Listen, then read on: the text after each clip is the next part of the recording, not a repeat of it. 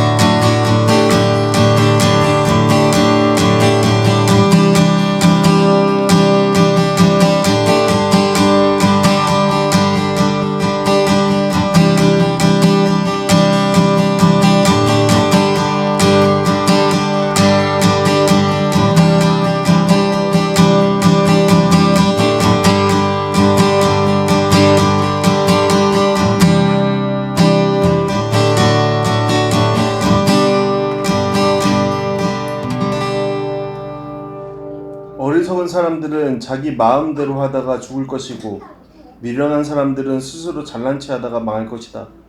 그러나 누구든 내 말을 듣는 사람은 안전하고 재앙받을 걱정 없이 평안하게 살 것이다.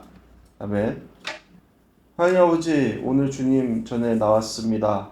겸손한 마음으로 주님을 바라보는 경외하는 마음으로 이 자리에 나왔습니다.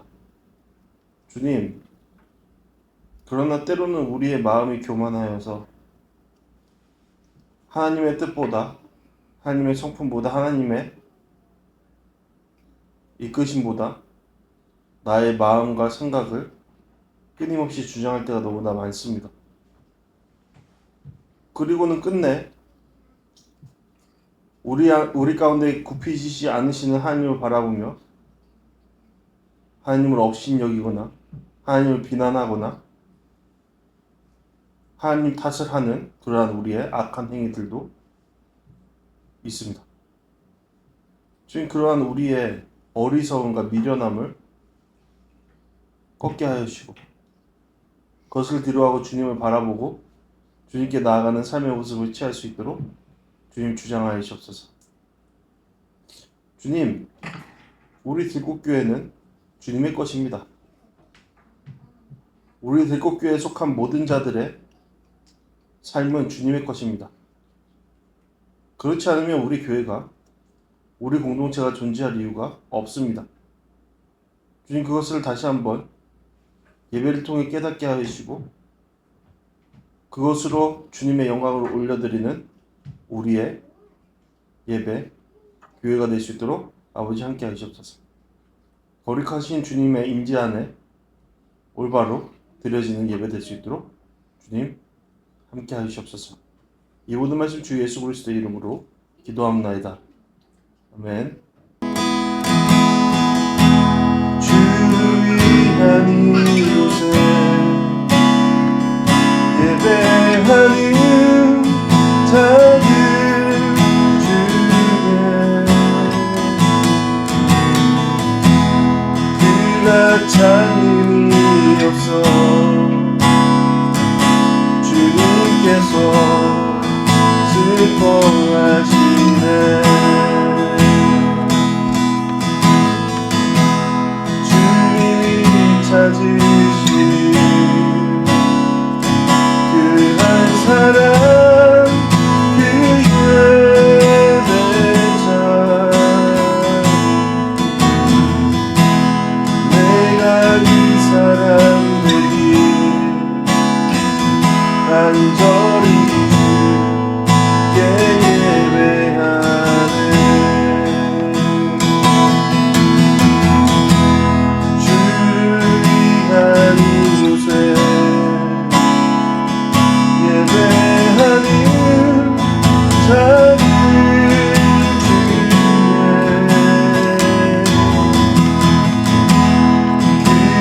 장님이 없어 주님께서 슬퍼하시네.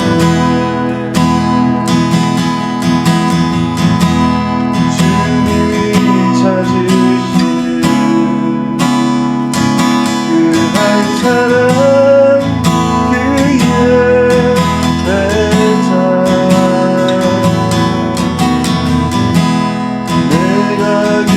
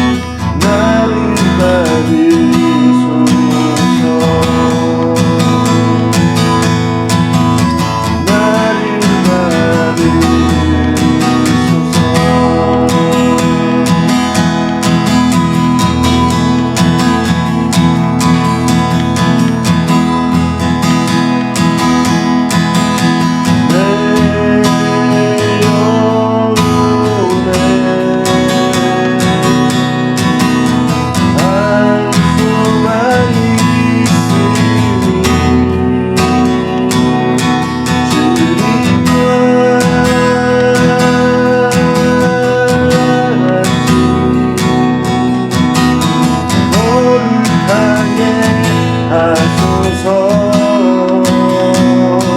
나의 삶을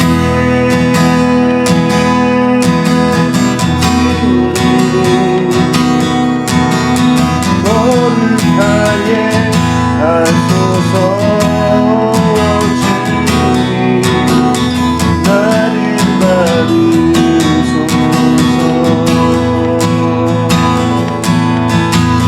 나를 받으소서.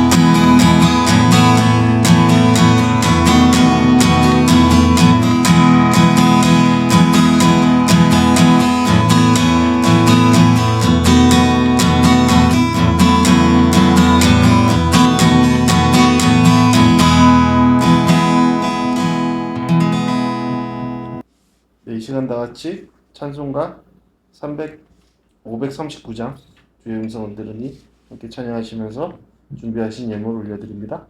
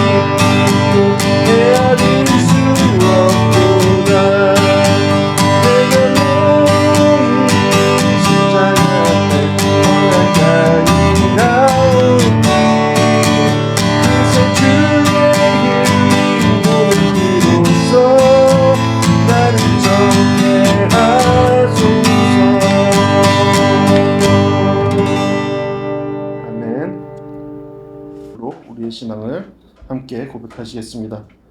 나는 전능하신 아버지 하나님, 천지의 창조주를 믿습니다. 나는 그의 유일하신 아들, 우리 주 예수 그리스도를 믿습니다. 그는 성령으로 잉태되어 동정녀 마리아에게서 나시고 본디오 빌라도에게 고난을 받아 십자가에 못 박혀 죽으시고 장사된 지 사흘 만에 죽은 자 가운데서 다시 살아나셨으며 하늘에 오르시어 전능하신 아버지 우편에 앉아 계시다가 거기로부터 살아있는 자와 죽은 자를 심판하러 오십니다. 나는 성령을 믿으며 거룩한 공교회와 성도의 교제와 죄를 용서받는 것과 몸의 부활과 영생을 믿습니다. 아멘. 네, 교회 소식 전합니다. 네, 예배 오신 모든 분들 환영하고 축복합니다. 오늘 예배는 유튜브 영상으로 올라가고요. 그리고 주중 묵상. 제가 가끔씩 올려놓고선 거기 들국교회 거기에다가 못 올리는 경우가 있는데 여러분 스스로 한번 찾아보십시오. 네. 자꾸 떠먹여 주는 거 그거 버릇되면 안 됩니다. 여러분 스스로 찾아서 하십시오. 네. 제가 올리긴 할 텐데 능동적으로 하십시오. 능동적으로. 그리고 기도의 때인 것 같습니다. 들국교회 모두가 다 기도해야 되는 제목들이 있고요. 그리고 그걸 놓고 기도해야 마땅합니다. 우리한테 문제가 있다라는 것은 기도를 통해 그걸 넘어서라는 주님의 이끄심이지 그걸 갖고서는 엎어지라는 주님의 말씀하시면 아닙니다. 그러니까 고통 가운데 여러분들의 기초를 시험해 보십시오. 여러분들이 얼마나 주님과 올바른 관계에 있고 얼마나 주님과의 관계가 돈독한지 한번 그 안에서 씨름해 보십시오. 네. 여러분들 스스로 자만하고 있었던 건 아닌지, 교만의 상태에 있었던 건 아닌지, 아니면 여전히 나는 주님을 붙들고 있는지, 그리고 내 마음속에 주님의 뜻을 따라 나아갈 마음이 있는지 그걸 한번 살펴보십시오. 그것이 시작이라고 생각합니다. 그리고 이제 중요한 광고인데요.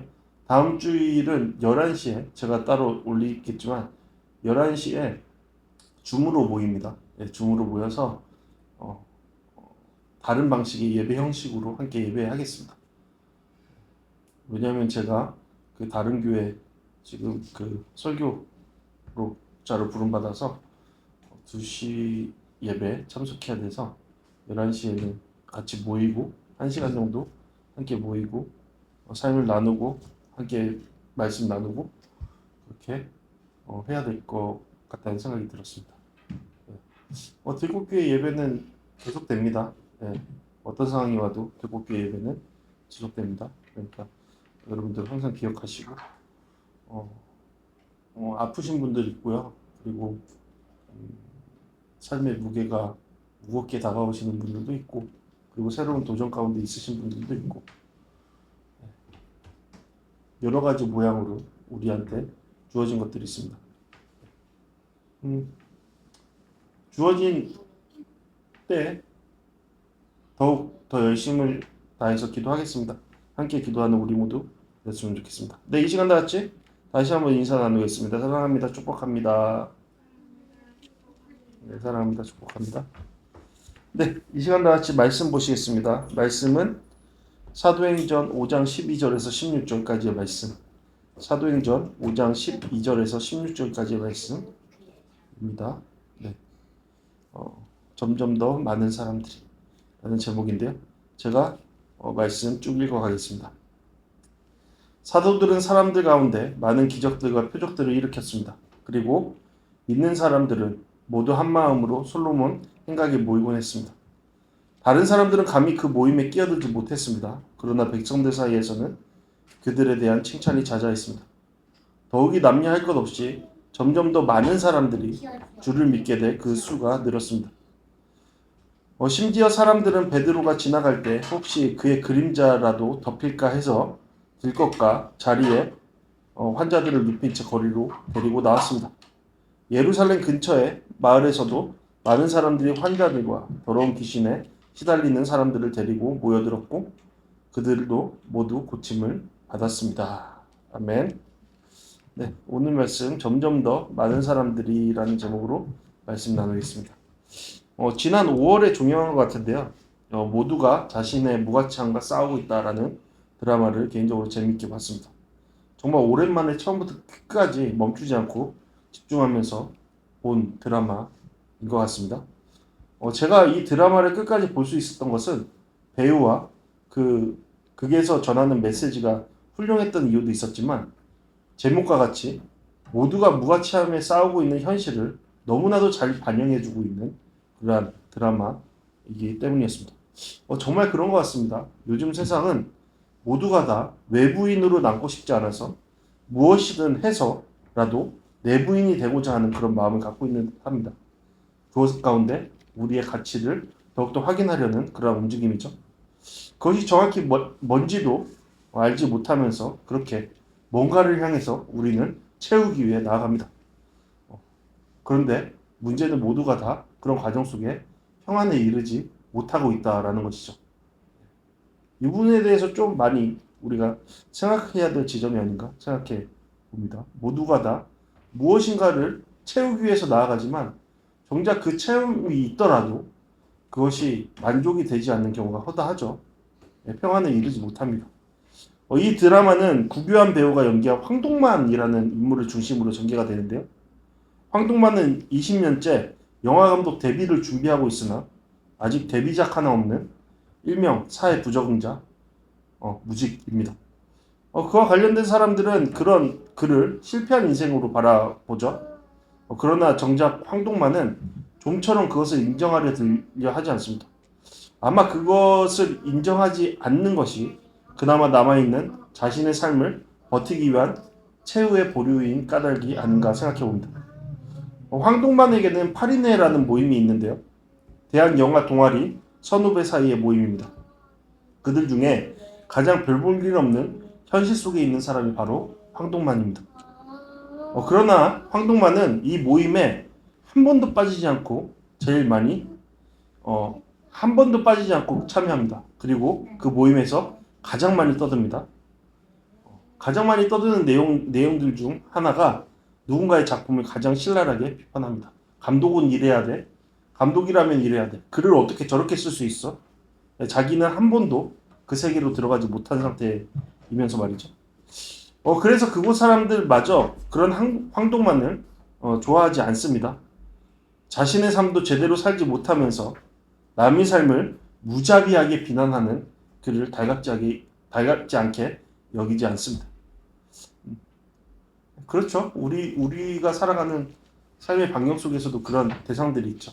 하지만 그러한 부르짖음 자체가 그의 메시지가 아닌가 생각해 봅니다.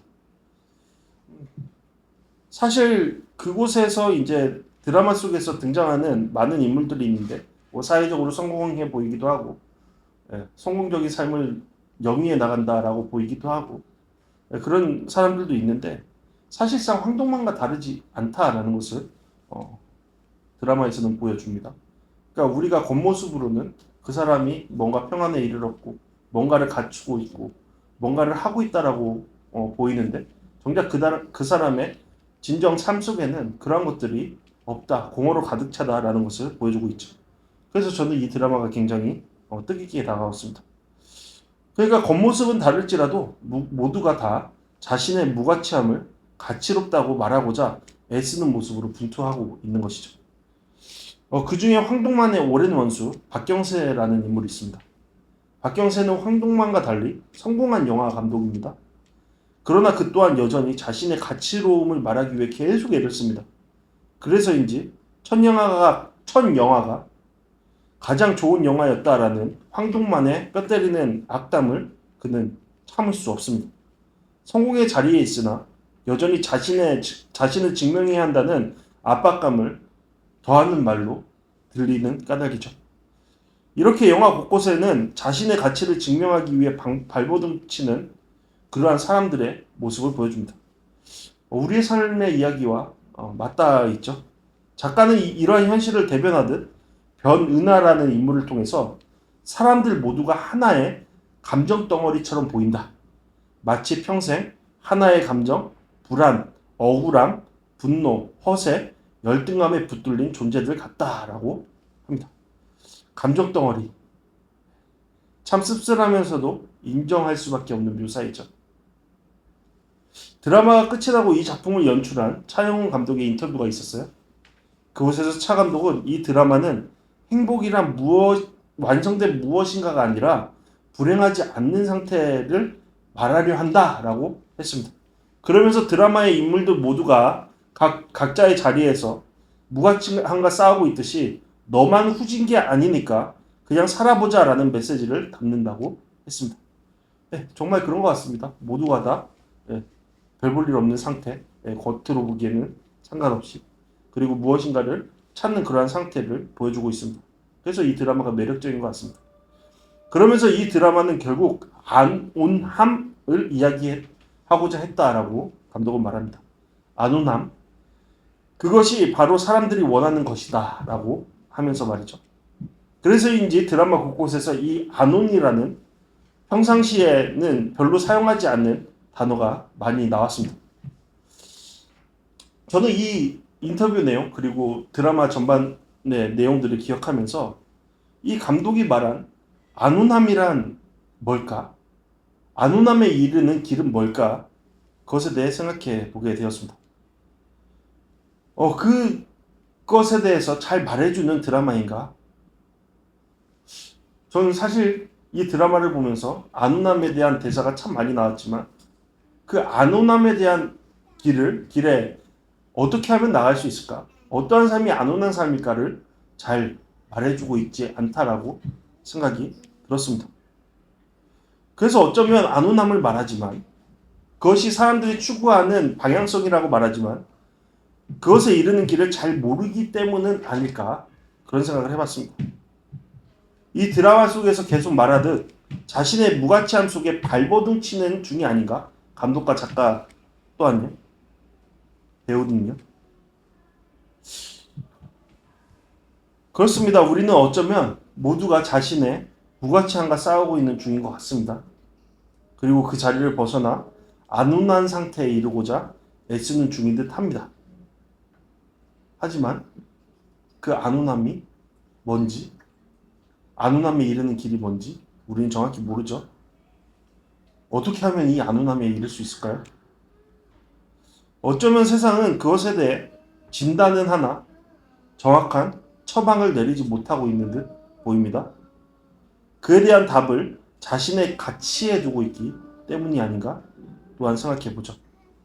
팀켈러 목사의 만들어진 신에 인용된 C.S. 루이스는 성공의 큰 동기적 욕구 중 하나가 핵심 집단에 들고 싶어하는 마음이라고 합니다. 그러면서 다음과 같이 말했습니다. 제가 읽어보겠습니다. 나는 세상에 벌어지는 모든 일이 경제적이고 성적인 동기에서 비롯된다고 보지 않는다. 답은 내부인이 되려고 하는 욕망과 갈망이다. 그것이 여러 모양으로 나타난다. 당신이 원하는 것은 우리 4-5사람만이 아는 달콤한 지식이다. 정말 아는 사람은 우리뿐이다. 이 갈망에 지배당하는 한 당신에게 만족이란 있을 수 없다. 외부인이 되는 두려움을 극복하지 않는 한 당신은 외부인으로 남을 것이다. 외부인이라는 감정, 그 속에 속해 있지 못하고 자꾸 밖을 맴도는 듯한 감정, 나의 가치를 증명하지 못한 상태에 머물러 있는 듯한 이름 모를 불안감, 그 느낌. 그것이 결국 자신의 무가치함에 놓인 마음이 아닐까 생각해 봅니다. 그러면서 동시에 우리는 그 마음에서 벗어나지 못해 결국 불안한 자리에 놓여 있다는 생각 또한 해봅니다. 그리고 어떻게든 그 감정을 없애기 위해 사회적 요구에 맞게 발버둥 치는 모습을 취하는 우리가 아닌가 생각을 해봅니다. 마치 그렇게 하면 우리의 가치가 발견되어질 것처럼 막연한 기대 속에서 말이죠. 쉽게 말해서 이겁니다. 내가 성공적인 무엇을 성취하면 그 성취가 나를 내부인으로 만들어줄 것이다. 그러므로 나는 평안에 이를 것이다. 정말 그렇습니까? 세상은 실상 그럴 능력이 없다. 그것을 우리가 인정해야 하죠. 인정하십니까? 그렇다면 그 발걸음을 멈춰야 하겠죠. 지난 시간 우리는 아나니아와 삽비라의 심판 장면을 나눴습니다. 그러면서 문득 이런 생각이 들어요. 도대체 왜? 이들은 도대체 왜? 살만했잖아. 믿음의 과정 속에 공동체 안에 들어갔잖아. 근데 왜? 베드로의 말과 같이 그들은 그 조화로운 공동체 안에서 자신의 소유한 것에 대해 얼마든지 잘 사용할 수 있었습니다. 자신들의 뜻에 따라서요. 그러나 자기 지인들의 이름을 높이기 위해 거짓을 행하였고 그것에 대한 비참한 결과를 맛봤죠. 다시 한번 도대체 왜?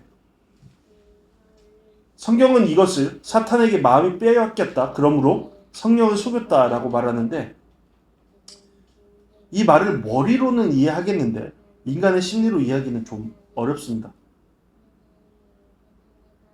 왜냐하면 인간의 악함을 나타내야 하기 때문이죠.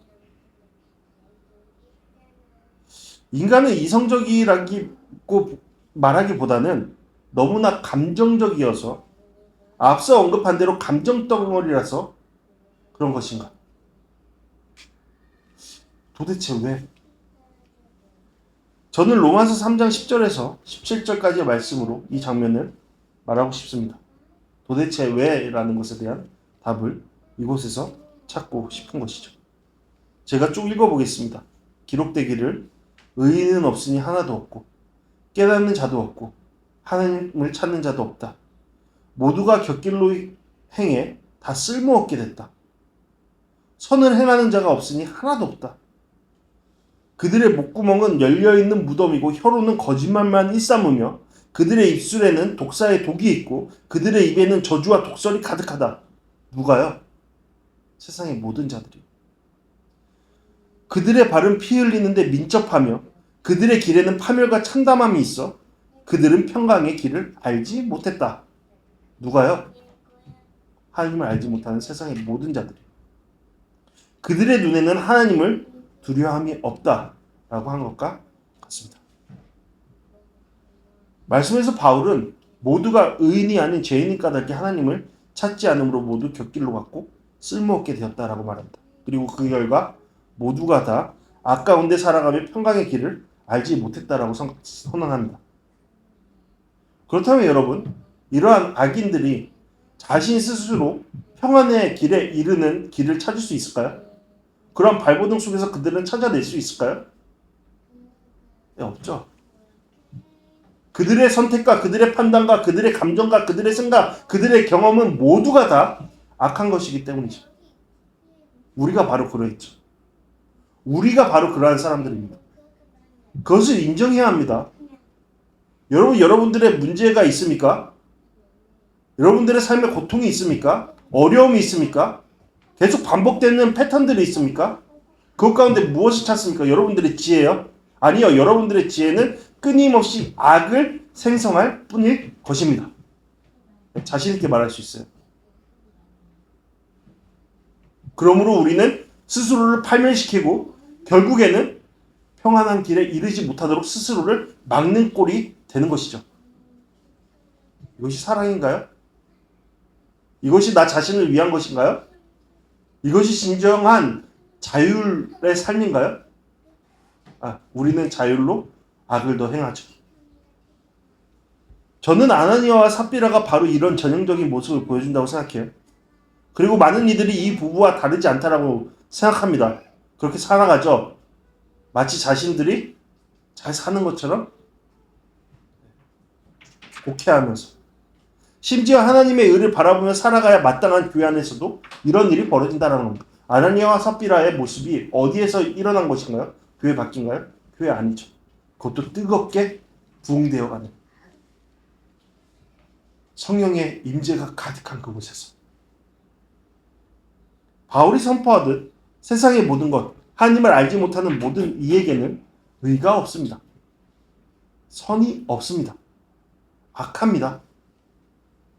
그래서 만약 우리가 우리 자신 안에서 선을 발견하려고 하고 그것을 통해 하나의 가치를 증명하려 한다면 우리는 계속해서 평안에 이를 수 없는 자신을 발견할 수밖에 없을 겁니다. 선한 것이 없는 우리에게 어떤 가치를 찾는다라는 것은 불가능한 까닭이죠. 아나니아와의 삽비라의 모습을 보십시오. 그들은 자신들의 가치를 드러내기 위해 자신들이 가진 물질을 사용했습니다. 예나 지금이나 인간은 변한 게 없습니다. 그러면 자신들의 이름이 그 공동체 안에 불려질 것이라 믿었습니다. 그것을 통해 무엇을 얻으려고 했던 것이죠?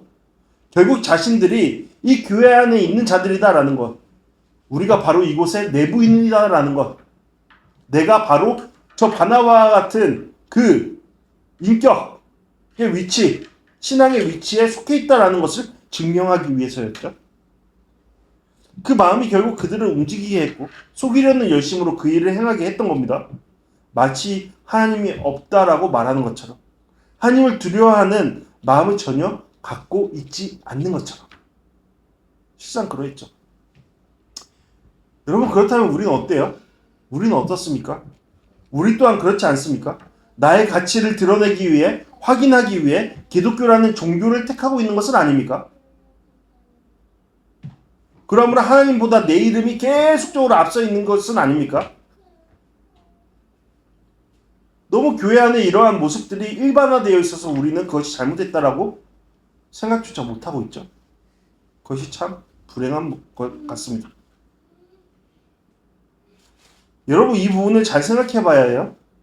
우리 또한 사탄에게 마음을 빼앗겨 성령을 속이고 나 자신의 이름을 위해 하나님의 이름을 이용하고 있다라는 경각심이 있어야 합니다. 우리의 기도에도 그런 것들이 있죠. 우리의 바람에도 소망에도 그러한 것들이 있습니다.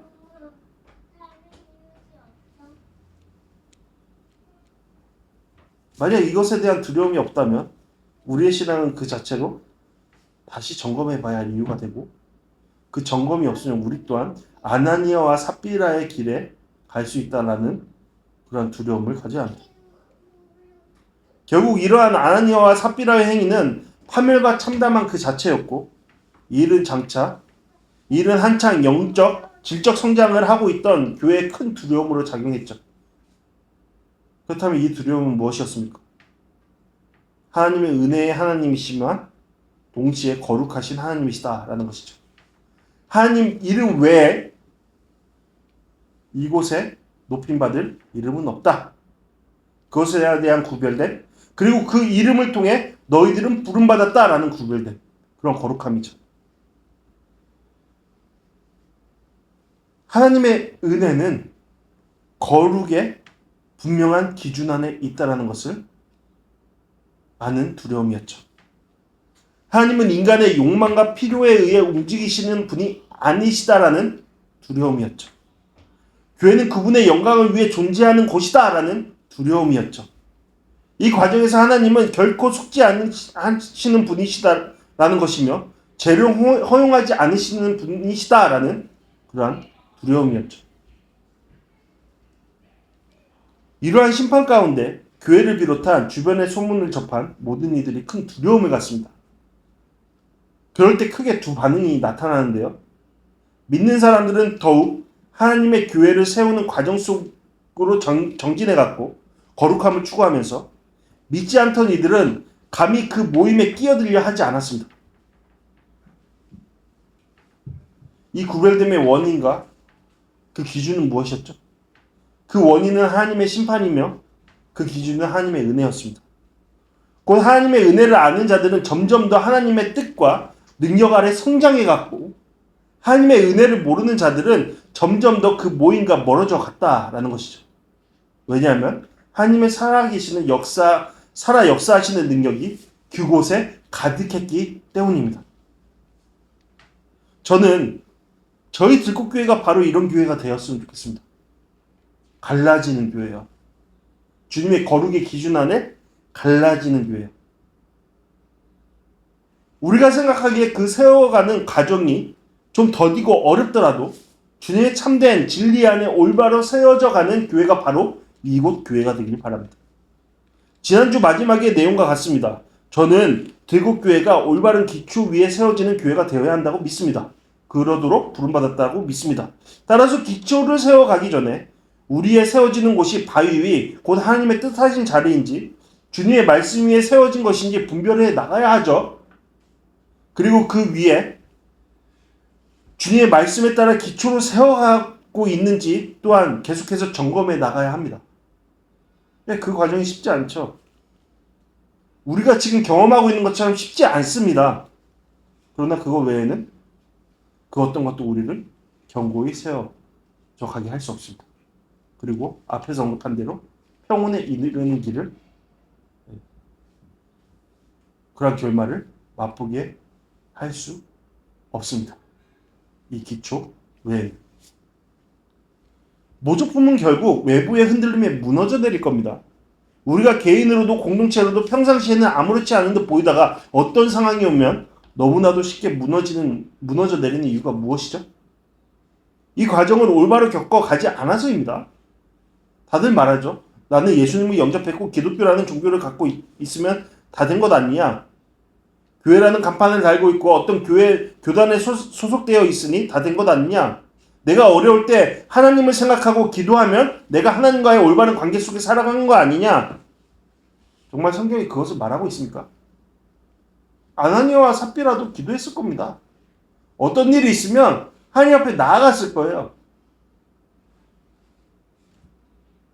근데 그 마음의 상태가, 성경에서 말씀하시는 마음의 상태가 다른 마음이죠. 우리 또한 그들의 자리에 있을 수 있다라는 것을 기억해야 합니다. 겉모습은 그럴듯하지만 결국 주님의 속지 않으시는 심판 가운데 무너져 내릴 그 자리에 있을 수 있다는 것을 기억해야 하죠. 우리가 올바른 자리와 기초를 소유하지 않고 있다면, 그저 가짜 신앙에 불과한 주장을 갖고 있다면 말이죠. 그러니 우리가 반복해서 해야 할 일은 우리의 자리와 기초를 살피는 일입니다.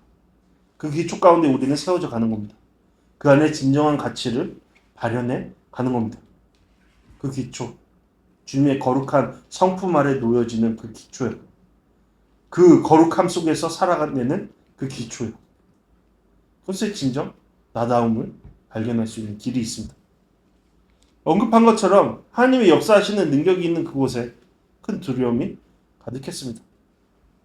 이 두려움은 크게 두 그룹에게 다른 방식으로 나타났죠. 그들의 반응이 바로 이것을 갈리게 보여줍니다. 한 곳은 하나님을 경외하는 마음을 더 강해 갖고 한 곳은 그 심판의 두려움에서 벗어나려 주님의 빛을 떠나갔습니다. 13절 말씀에서 언급하는 것처럼 다른 사람들, 곧 믿지 않는 사람들은 감히 교회 안으로 들여오려 하지 않았습니다. 네, 알 수 있듯이 당시의 교회는 건물을 의미하지 않습니다. 지금도 마찬가지죠. 오히려 한 마음을 갖게 된 그 원인 되시는 하나님의 은혜 가운데 부르심을 받은 사람들의 모임, 그것이 교회라는 것을 알 수 있습니다. 여기에서 이 다른 사람들이 교회 안으로 들어오지 않았다라는 것은 사도들의 가르침과 많은 기적과 표적 가운데 함께하려 하지 않았다라는 것을 말해주는 겁니다. 그들은 믿는 자들과 한마음이 되는 것이 두려웠습니다. 크게 두 가지 이유였어요. 하나는 이로 인해서 당시 주류를 형성한 유대인들의 눈에 띄지 않기 위해서. 그러므로 불이익을 당하지 않기 위해서. 또 다른 하나는 하나님의 심판이 두려워서.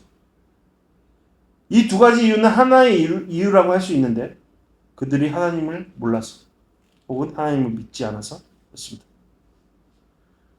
우리는 여기서 생각해보죠. 믿는 사람들과 다른 사람들의 차이가 무엇인가? 이들은 모두 큰 두려움에 사로잡혔죠. 공통적으로. 그러나 그들이 가진 두려움은 다른 것이었습니다. 믿는 자들이 가진 두려움은 하나님의 은혜 안에 기인한 두려움이었습니다. 따라서 그들은 하나님을 경외하는 마음을 더욱 깊이 갖게 되었습니다. 이 말은 무엇이죠? 다시 로마서 말씀을 보겠습니다. 3장 20절에서 25절까지 말씀입니다. 제가 읽어보겠습니다. 그러므로 율법의 행위로는 하나님 앞에서 의롭다는 인정을 받을 육체가 없습니다. 율법으로는 죄를 깨달을 뿐입니다. 그러나 이제는 율법과 별개로 하나님의 의가 나타났습니다. 이것은 율법과 예언자들이 증언한 것입니다. 하나님의 의는 예수 그리스도를 믿는 믿음으로 인해 믿는 모든 사람에게 주어집니다. 거기에는 차별이 없습니다. 모든 사람들이 죄를 지었으므로 하나님의 영광에 이르지 못합니다. 그러나 그리스도 예수 안에 있는 구속으로 인해 하나님의 은혜로 값없이 의롭다는 인정을 받습니다. 하나님께서는 이 예수를 속죄 제물로 내어주셨습니다. 의롭게 되는 것은 예수의 피를 믿음으로써 이루어집니다. 이는 하나님께서 오래 참으시는 가운데 과거에 지은 죄를 간과하심으로 그의 의를 나타내시기 위함입니다. 그 믿는 자들은 모두 자신들의 행위로 하나님의 이롭다함을 인정받을 수 없다라는 것을 알았죠. 그것이 그들의 경험이었고 믿음이었습니다. 따라서 그들은 자신들이 아나니아와 삽비라와 같은 자였다, 과거에는 그런 자였다라는 깊은 인식을 갖고 있었습니다. 다만 그들이 이 두 사람의 파멸과 비참함 속에 속하지 않을 수 있었던 것은 오직 하나님의 은혜로 말미암은 것이다 라는 것 또한 그들은 깊이 인식하고 있었습니다. 그들보다 율법적으로 잘행해서 그들보다 거짓없고 진실해서 자신들이 하나님의 심판을 피할 수 있었다라고 그들은 생각하지 않았습니다. 만약 그랬다면 그들 또한 하나님을 업신여김으로 이 부부와 같은 자리에 있게 되었을 겁니다. 하지만 이 두 부부와 달리 믿는 자들에게 있었던 것은 주 예수 그리스도의 담없는 은혜, 우리의 행위나 값으로는 도저히 감당할 수 없는 그 거저주시는 보혈의 은혜로 인해 값없이 의롭다 인정을 받았다는 믿음이 있었던 겁니다. 따라서 그들은 자신들의 믿음을 자랑할 수 없었던 것이죠.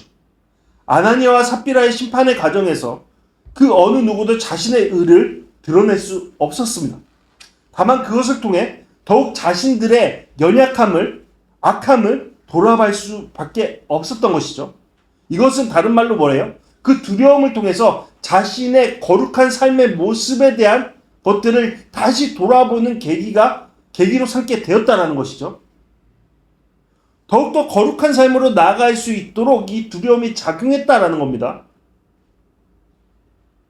그 모든 것이 하나님의 은혜로 말미암았다라는 것을 알았기 때문이죠.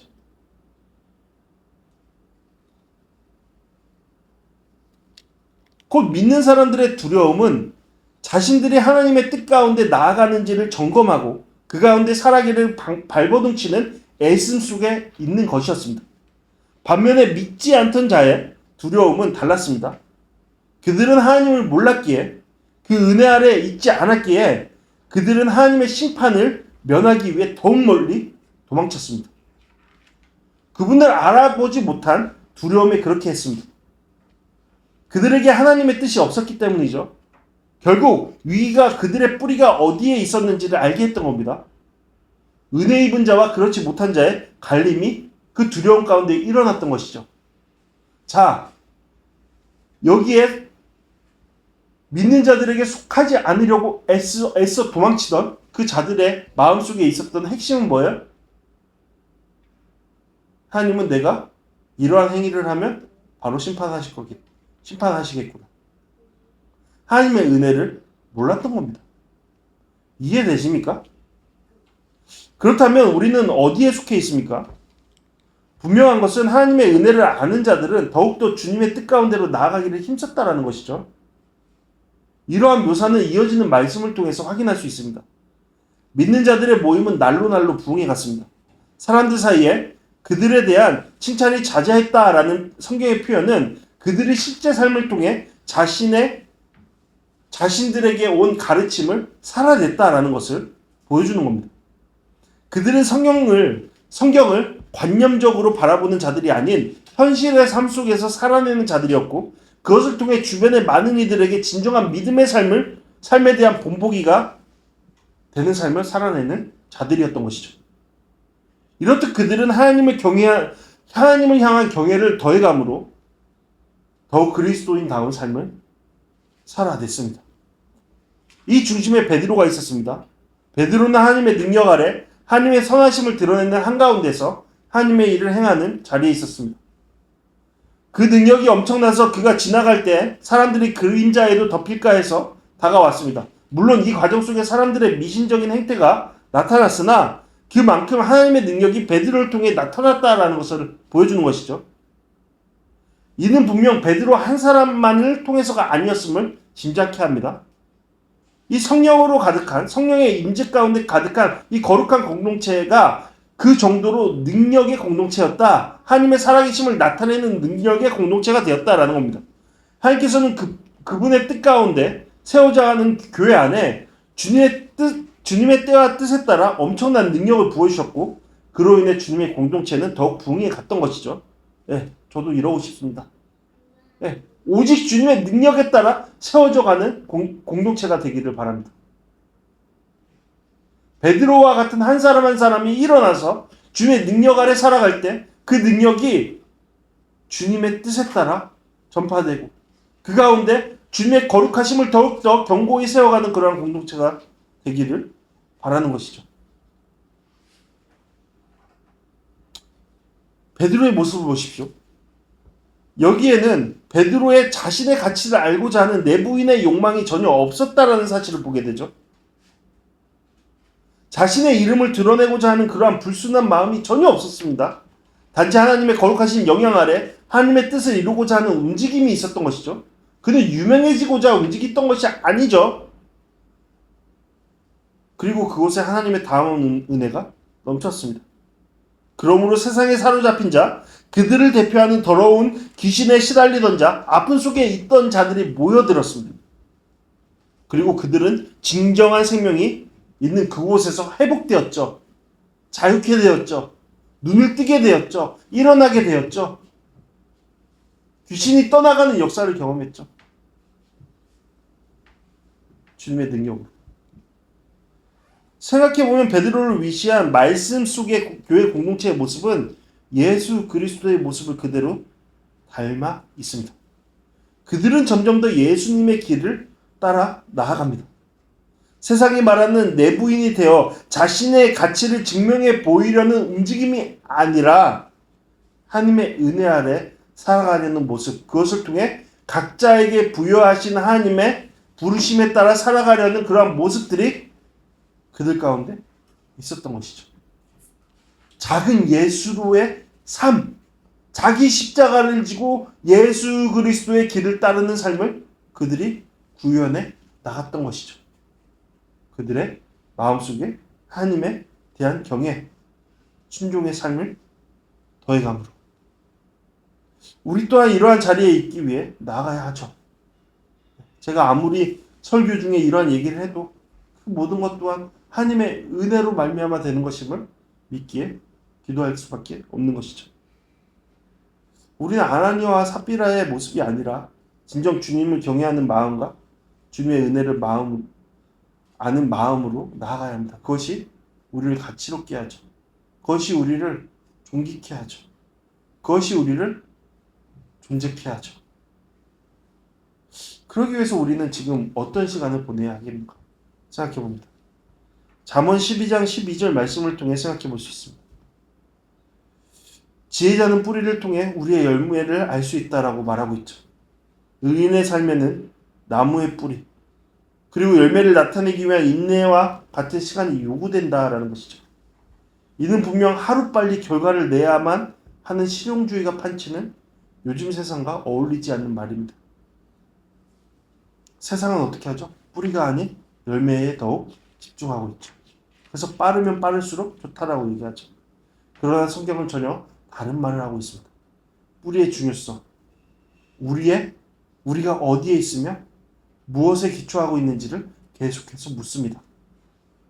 그렇다면 우리는 이 물음에 무슨 답을 할 수 있습니까? 여기에서 말하는 뿌리는 하나님과의 관계를 의미하는 것이죠. 하나님 안에 살아가는 삶을 의미하는 겁니다. 오늘 본문 말씀에 따르면 하나님을 경외하며 그 은혜 가운데 살아가는 삶을 말하는 것이죠. 바울의 고백과 같이 예수 그리스도께 붙잡힌 시간을 보내는 것, 그 목적으로 살아가는 것을 말하는 겁니다. 이는 우리가 얼마나 우리의 삶의 과정을 통해 하나님을 인식하며 알고자 하는가에 달려 있는 것이죠. 얼마나 우리의 시간을 하나님께 올려드리고 있는가. 보다 쉽게 말해보겠습니다. 하나님을 인식하고 알아가고자 하는 노력은 우리가 얼마나 주님의 말씀을 알기를 원하고 배우려 하고 그것으로 삶을 실천해 가려 하는가에 달려있다라는 겁니다. 만약 우리가 하나님의 말씀을 듣기를 원하지 않고 그 말씀 가운데 살아내는 것을 소홀히 하거나 즐겨하지 않는다면 이러한 삶은 불가능한 것이죠. 우리의 지금의 감정과 생각에 사로잡혀서 마치 그것을 들어주시는 분이 하나님이시다라는 그러한 오해 속에 살아가는 것은 이것과 전혀 다른 삶의 모습을 취하는 것입니다. 거짓이죠. 그러니까 만약 우리가 하루를 살아가면서 말씀도 보지 않고 기도도 하지 않고 하나님의 뜻대로요. 아니면서 이러시기에 삶을 추구한다라고 말한다면 그것은 모순이죠. 하나님께서는 분명 하나님을 알고자 하는 우리의 노력에 상당한 보상을 주시는 분 되십니다. 하나님이 그것을 기뻐하시기 때문이죠. 그렇다면 우리 삶 가운데 어려움이 있습니까? 불안이 있습니까? 나의 무가침함에 대해 분노와 슬픔과 고통이 있습니까? 그럴 때 우리는 주님을 아는데 더욱더 시간을 보내야 하죠. 주님의 뜻을 찾는데 시간을 보내야 합니다. 그런데 여기서 중요한 것은 거짓된 자기 사랑을 버리는 데 있습니다. 아나니아와 삽비라와 같은 마음을 하나님을 자신들의 무엇으로 통제하려는 그 마음을 버리는 데 있습니다. 그 마음이 우리의 기초가 심겨져야 하는 자리를 훼손하는 가장 큰 원인이 되기 때문이죠. 하나님과 같아지려는 마음, 하나님을 통제하려는 마음, 내 마음대로 하려는 어리석은 마음. 정우승 시인의 울지 말고 꽃을 보라라는 책을 보면 가을보리라는 내용이 있습니다. 한 농부가 있었어요. 평생 농사를 짓다가 이제 죽을 날이 얼마 남지 않았음을 직감한 그는 죽기 전에 자신이 하지 않으면 안 될 일이 있다라는 생각에 고민에 빠집니다. 그것에 대해 곰곰이 생각하는 일로 해를 보내다가 새로운 봄이 찾아옵니다. 그러던 어느 날 아들을 부릅니다. 그리고 아들을 앞세워 보리밭에 가서 가을 보리를 심게 합니다. 아들은 그런 아버지를 이해하지 못했습니다. 왜 봄에 가을 보리를 심으라고 하는지 의아해했습니다.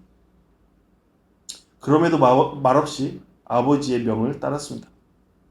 농부는 아들에게 이 보리밭을 가꾸는데 다른 어떤 것보다 정성을 다하라고 했고, 아들은 그 말에 따라 제때 거름도 주고 잡초도 뽑았습니다. 이런 정성 탓인지 보리는 평상시보다 훨씬 쑥쑥 잘 자랐습니다. 그런데 수확기가 되어 보리를 거두려고 하자 정작 보리가 이삭을 내지 않았습니다. 보리가 웃자라기만 했을 뿐 정작 보리라는 열매를 맺지 않은 겁니다. 아들은 놀랐습니다. 이런 결과를 전혀 예상하지 않았기 때문이죠. 보리가 너무 잘 자라서 올해는 정말 많은 보리 열매를 기대했습니다. 아버지가 그때 다가와 열매가 잘 맺었는지를 물었습니다. 망연자실한 아들은 그렇지 못하다고 말했습니다. 그러자 아들을 향해 빙그레 미소를 지으며 아버지는 이렇게 말을 이었습니다. 아들아, 내 말을 잘 들어라. 가을 보리를 봄에 심으면 절대 열매를 맺지 않는다. 가을 보리는 가을에 심어 혹독한 겨울의 눈보라를 견디며 자라게 해야 이듬해 봄에 튼튼한 보리로 자라서 알찬 열매를 맺는다. 그것이 가을 보리의 타고난 운명이다. 가을 보리가 진정한 보리가 되기 위해서는 겨울이라는 고통과 인내가 필요하다. 고통이 없는 온실 같은 평화는 오히려 가을 보리에게는 절망이며 죽음이다. 아들아, 이렇게 가을 보리처럼 고통 없는 열매는 없다. 너는 이제 내 인생의 고통을 피하려지 말아라. 내 인생의 알찬 열매를 맺기 위해서는. 그렇죠.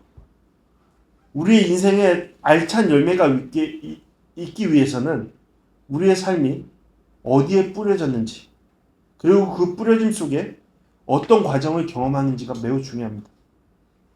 그것이 우리의 삶의 열매를 좌지우지하기 때문이죠. 그런데 우리가 살아가는 세상은 우리의 뿌리보다 열매에 집중하고 있죠. 앞서 언급했던 것처럼. 그것이 우리의 삶의 가치를 드러내주는 것처럼 생각하면서 말이죠. 그러나 우리의 열매는 뿌리를 통해 나타나는 겁니다. 우리의 뿌리가 어디에 내려져 있는지에 따라. 그리고 그 과정에 피어나는 그러한 과정을 통해 우리의 열매는 결정되는 겁니다. 그런데 우리가 여기에서 생각해야 될 것, 경각심을 가져야 할 것이 있다면 우리가 올바른 곳에 뿌리를 내지 못하게 하는 것이 앞서 말했던 것처럼 바로 자기 사랑에 대해서 사랑에서 온다는 겁니다. 여기서 말하는 자기 사랑은 참된 자기에 대한 사랑이 아닌 것이죠. 그릇된 자기에 대한 사랑을 말하는 겁니다. 쉽게 말해서 아나니아와 삽비라의 사랑입니다. 그들도 자기를 사랑했죠. 자신의 가치를 드러내기 위해, 자신의 욕망을 위해 자신을 향한 사랑을 나타낸 자들입니다. 이러한 사랑은 결국에는 자신들을 파멸의 자리로 이끌었습니다. 물론 우리가 살아가는 세상은 마치 그것이 옳다고 진정한 사랑이라고 말하는 듯 해 보이기도 합니다. 여러분, 사람들은 결국 무언가를 사랑하게 되어 있습니다. 그리고 그 사랑하는 것에 종이 되어서 그것에 얽매이게 됩니다. 그 사랑으로 삶을 재편하고 그것을 기준으로 살아가는 것이죠.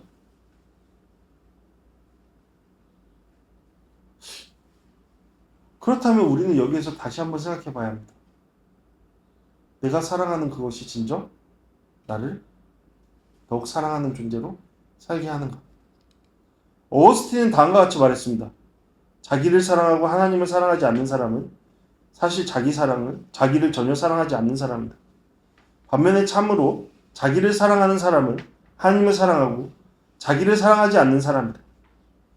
자기 사랑은 생명의 근원을 가지신 분을 자기 밖에 두는 것이기에 그것은 죽음이다. 그것은 참된 자기 사랑이 아니라 자기 파기일 뿐이다. 네, 아나니아와 삽비라의 사랑이죠. 너무나도 멋지고 훌륭한 언급이라고 생각됩니다. 여러분, 이것으로 생각해보면 우리의 불안이 어디에 있는지, 슬픔의 이유가 어디에 있는지, 공허와 소망이 없음의 이유가 어디에 있는지 알 수 있죠. 지나친 자기 확신과 사랑에 있는 겁니다. 그것이 우리를 잘못된 뿌리 내림으로 이끌었던 까닭입니다. 그 시간 속에 우리는 열매를 기대할 수 없습니다. 그 뿌리가 닿아 있는 그곳에 생명이 없기 때문이죠. 그 가운데 가치를 발견하려는 모든 노력은 헛된 것입니다. 그럴 만한 능력이 그곳에 없기 때문입니다. 그렇다면 우리는 어떻게 할까? 우리의 뿌리를 다시금 점검하고 우리의 뿌리가 생명이 있도록 해야 합니다. 곧 생명 되신 하나님, 그분의 은혜 안에 나아가야 합니다.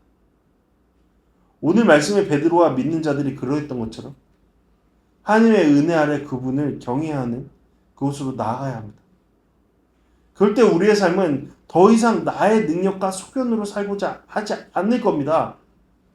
나의 감정을 드러내는 삶을 살고자 하지 않을 겁니다.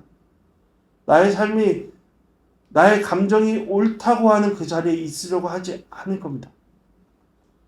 그것이 스스로를 망가뜨리는 길임을 아는 까닭이죠.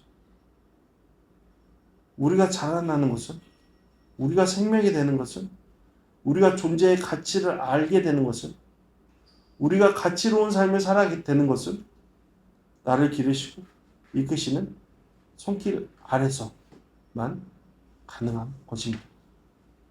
우리가 그 품 안에 있어야지만 우리는 자라나는 것입니다. 이것이 계속된 성경의 선포인 것이죠.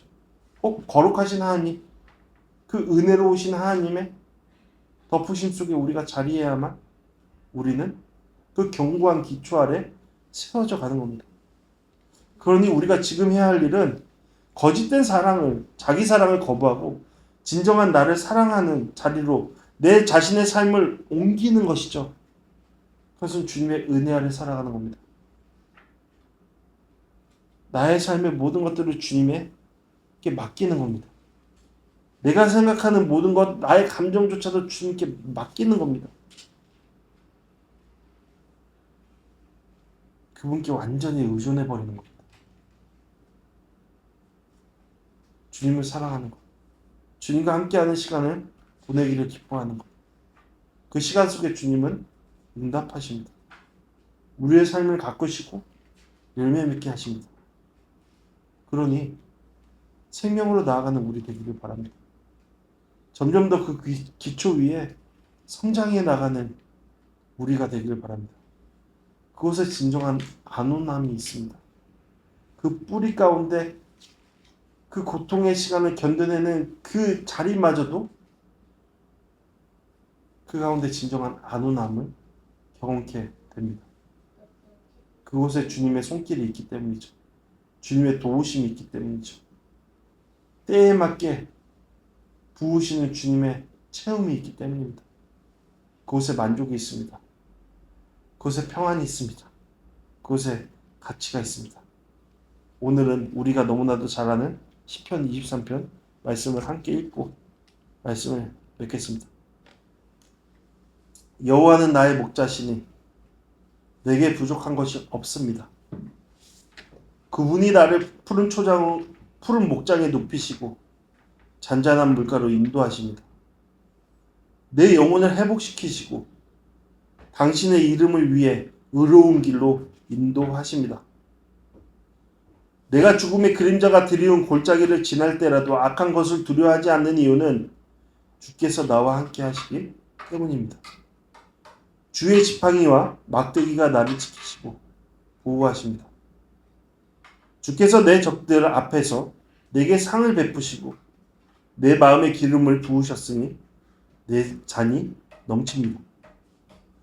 내 평생의 선하심과 한결같은 사랑이 진실로 나와 함께 할 것이니 내가 여호와의 집에 영원히 살 것입니다. 이것이 안온함에 이르는 길입니다.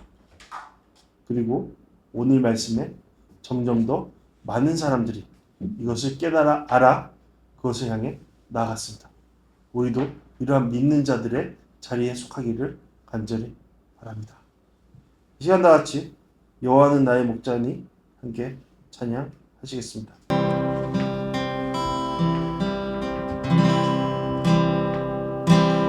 여호와는 나의 목자니 내게 부족한 없으리로다. 그가 나를 푸른 초장에 쉬게 하시고 인도하네. 여호와는 나의 목자니 내게 부족한 없으리로다. 그가 나를 푸른 초장에 쉬게 하시고 인도하네. 내가 사망의 음침한 계곡을 걸어도 두려워하지 않을 것은 주의 지팡이와 한결같은 사랑이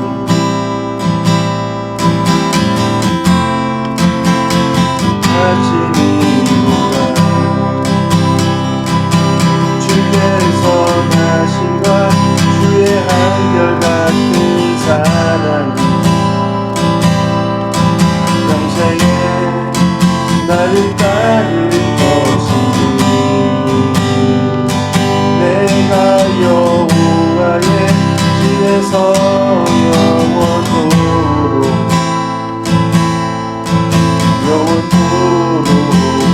거하리로다. 여호와는 나의 목자니 내게 부족함 없으리로다. 그가